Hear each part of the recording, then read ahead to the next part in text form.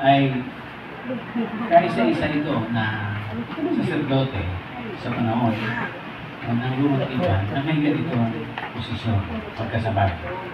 Mula sa panahon ng President hanggang sa panahon ng Panginoon sa Kristo, walang ganong naging saserdote at the same time hari. At si President ay narawan ng lumang tipan ng Panginoon sa Kristo. Na hari ng mga hari, Panginoon ng Panginoon, at kasabay nito siya ay saserdote ng Diyos sa kalangitan. Nawa po ba natin? Amen. At sabihin, sabi dyan, yung unang pag-iikapo na isinagawa sa Biblia ay ibinigay sa saserdote ng Diyos. Pero din, kaya nung ito ay in-integrate na sa Lord, sinama na sa kautusan, ay yun din yung naging kaayusan.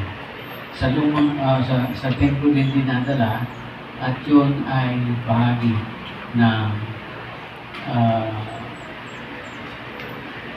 paraan ng pagsuporta ng Diyos dun sa mga naglilingkod sa templo. Ikalawang sabi niya, ang pag-iikapo ay itinatawag para natin ang kautusan. Ito yung gusto kong bigyang liwanag, yung maaaring narinig ninyo o narinig nyo na sa bagong tipan daw ay hindi na kailangan mag-ikapo kasi obsolete na.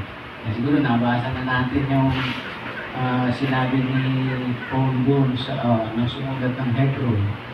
Yung nung dumating daw ang bago, yung luma ay wala ng visa. So, ano yung sabihin? Obsolete na yung Old Testament.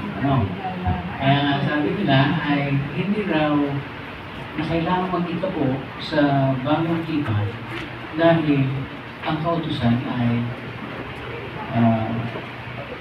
wala ng visa.